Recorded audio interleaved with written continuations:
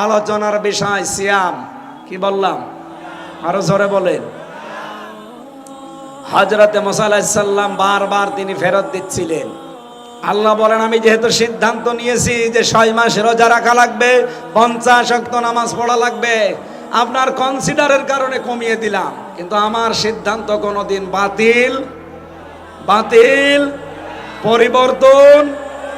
এজন্য আপনার উম্মতকে যে বলবেন, ওরা যদি বছরে 1 মাস রোজা রাখে, 5 ওয়াক্ত নামাজও যদি ঠিক মতো পড়ে, ওদেরকে আমি 6 মাস রোজা রাখার সওয়াব দিয়ে দেব, 50 ওয়াক্ত নামাজ পড়ার সওয়াব দিয়ে দেব। সুতরাং সেই সুযোগ এখন আমাদের সামনে আসতেছে। আল্লাহ পাক কোরআনে কারিমে জানিয়েছেন, ফামান শাহিদা মিনকুমুশ শাহরা ফালিয়াসুমু, তোমাদের ভেতরে কেউ যদি রমজান মাস পায়, সে যেন অবশ্যই রোজা রাখে। যেহেতু অসুস্থ এবং সফর, এই 2টা কারণে রোজা না রাখলেও মাপ আছে, কিন্তু অসুস্থ আর সফর বাদ দিয়ে কেউ যদি এমনিতে রোজা রাখতে না চায়, তার জন্য একটা জরিমানা আছে, ফিদিয়া দেওয়া লাগবে, একটা মিসকিনকে খাবার দেওয়া লাগবে, তাহলে তার রোজা আদায় হবে। কিন্তু ফামান তাতাওয়া খায়রান ফাহুয়া খায়রুল লাহ, কেউ যদি ভালো কাজ ইচ্ছা করে করে যায় দুনিয়ায়, সেটা তার জন্যই ভালো। ওয়া আন তাসমু খায়রুল লাকুম, রোজা রাখো তোমাদের জন্য ভালো হবে। ইন কুনতুম তা'লামুন, যদি তোমরা জানো। এবার আসেন, ওই বিধান কতদিন এসেছে, কিভাবে চলছে আমাদের উপরে।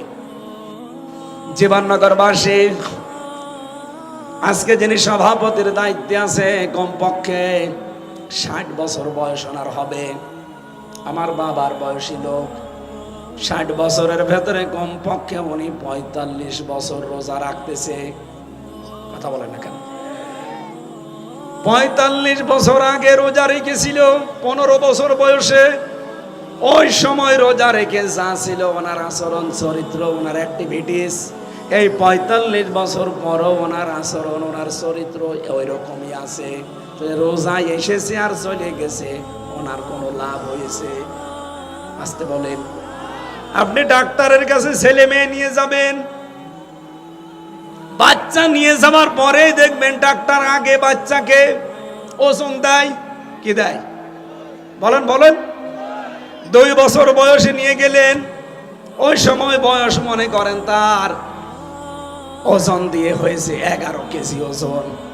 5 বছর বয়সে নিয়ে গেলেন, আবার ওজন দিয়েছেন 11 কেজি। বলেন তো ওই বাচ্চা সুস্থ না অসুস্থ? আরো জলে বলেন, সুস্থ না অসুস্থ? আপনি 45 বছর রোজা রাখলেন, আমার এখন 33 বছর। আমি যদি 15 বছর থেকে আরম্ভ করি, কমপক্ষে 18 বছর রোজা রাখছি। কথা বলছে না কেন? 18 বছর আগেও যা ছিলাম, এবার রোজা রাখার পরও যদি আমি তাই থাকি, তা আমার কাছে শুধু রোজা এসেছে আর চলে গেছে, আমার কিছুই হয়নি। অথচ আল্লাহ রোজা একটা উদ্দেশ্য নিয়ে দিয়েছেন। কথা বলেন না কেন? আমি 11 কেজি থাকলে সামনের বছর 12 কেজি হব, তারপরের বছর 13 কেজি হব। কথা বলেন। কোরআনে কারীম জানিয়েছে, যা আইয়ুহাল্লাযীনা আমানু কুতিবা আলাইকুমুস সিয়াম, ওহে যারা ঈমানের দাবি করো, তাদেরকে বলছি আমি কিন্তু রোজা নামক যে বিধানটা যা লিখে দিলাম, এমনিতেই ফারজন শব্দ দিতে পারতাম, এটা শুধু ফরজ না, এই বিধানটা লিখে দেওয়া।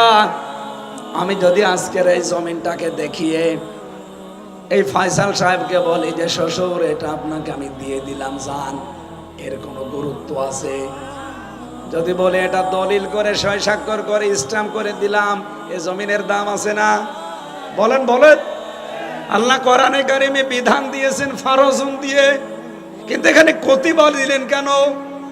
ফারজুন বললেও তো হয়ে যেত, কতিবা দিয়েছেন এই কারণে আল্লাহ বলেন রোজা নামক বিধানটা এত দামি, এত দামি, এত দামি, এটা আমি লিখে সই স্বাক্ষর করে দলিল করে দিলাম।